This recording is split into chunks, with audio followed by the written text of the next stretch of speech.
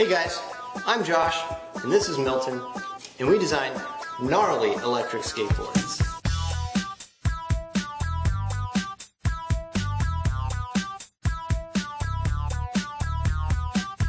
Electric skateboarding has been around for quite a while, but I think what you'll find is that most of the electric skateboards available are underpowered, one-wheel drive, and they really lack that fun factor. So in an attempt to bring that fun factor back to electric skateboarding, I'd like to introduce you guys to gnarboards. Gnarboards are the most powerful electric skateboards. They're the fastest electric skateboards. They have the longest range. They have the most traction. And they have the shortest recharge time. I designed gnarboards during my senior year studying industrial design. I started off by designing this hand controller. The green part of this rocker accelerates the skateboard, and the red part applies the regenerative brakes. The rocker pushes on planetary gears which spin these potentiometers for a linear and smooth acceleration. After I designed the hand controller, I built this prototype for my dad. Oh yes, precise control. All I gotta do is not panic. And after I test drove it, I knew that I wanted to make one for myself. So, I spent countless hours designing parts, talking to awesome people, and visiting local manufacturing shops to come up with this, and this.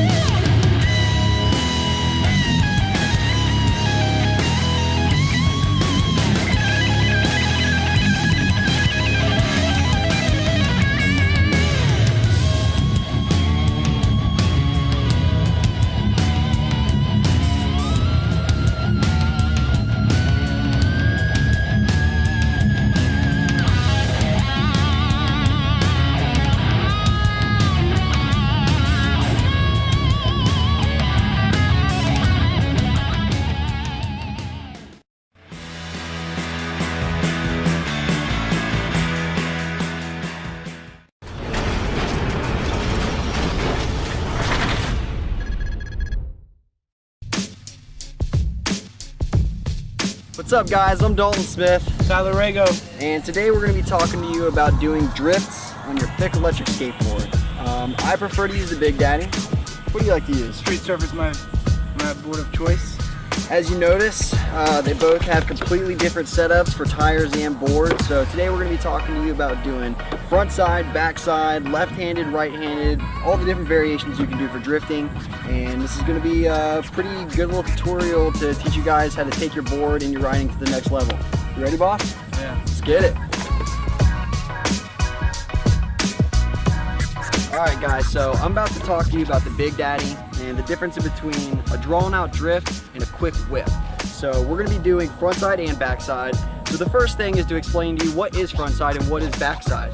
For most people, it's opposite of what they think it is. If I'm going to be doing a drift to the left, that's going to be frontside. I'm going to want to grab my rail on the right and pull this way, okay? Backside is actually going to be more towards your front, so that is kind of confusing for some people. So if I'm going to the right, that's going to be my backside drift.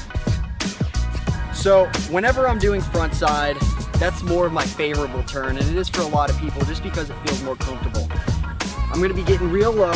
I like to keep a little bit more weight on my back than in the front, and it depends on if I want to do a drawn out turn or a big whip. So the first thing I'm going to be showing you is more of a drawn out drift. You want to have a nice speed going, nothing that's going to kill you by any means, and you want to get comfortable, you want to get low and visually draw the line in your head, follow through, give it some practice, and you'll find that sweet spot with your speed, with your hands, your feet, the whole 9 yards. Next I'm going to be showing you guys how to do a quick whip. You're going to want a little bit more speed, but more importantly, it's about how you distribute your weight. I'm essentially going to stomp on the gas and stomp on my back foot and just dig into the ground. So the last thing I'm going to be showing you guys is the backside drift and the backside whip. This does take a little bit more practice. I recommend you start in the grass before you get into the gravel and dirt. I like to get nice and high. Sometimes I'll grab the handle, sometimes I'll just grab the deck. And again, the harder you pull your throttle, the more of a whip you're going to get. Alright guys, so that's all there is to do in the front side and back side drifting on your Big Daddy skateboard. Remember, it's all about your speed and your weight distribution, so have fun, be safe. And now we're going to have Tyler tell you about the Street Surfer. The Street Surfer is a much smaller, lighter board with a lot more grip on the tires. We're going to be going over exactly what Dalton just went over, but where I like to keep my weight and my feet when doing the front and back side drifts. Now I prefer the front side drift and whip. So for the front side whip, I'm going to get real low and back on the board, grabbing that handle. Now once you get into that turn, you want to accelerate and really kick that leg out, leaning back and just really forcing it around. So we'll start with that and I'll show you how to do it. So you're going to notice how I kick my leg out real hard, shifting my weight back to really get that tail to fling around. For this next one, I want to kind of draw it out a long drift and get to turn out of it with some speed. So as you can see, I let the board do the work on that one. I held my line, held my acceleration, and just really followed it through. So now we're going to be going over backside, which I really don't prefer, but it's going to be the same thing. Everything's just opposite. Getting low, left hand on the rail, digging out in front now, and making sure that you're not kicking out too hard to spin it and not falling out forward on your face. We're going to start out with the backside whip and then go right into the backside drift, and you'll be able to see the difference.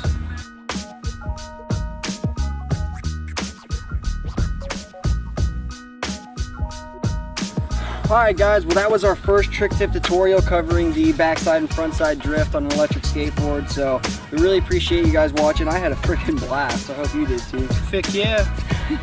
So check back next time guys. We're going to be having a bunch of videos coming up showing you how to change the tires, the belt, any sort of adjustments you need on the board. And we're also going to be having new trick tips coming out every couple weeks. So check back and we'll catch you next time. You!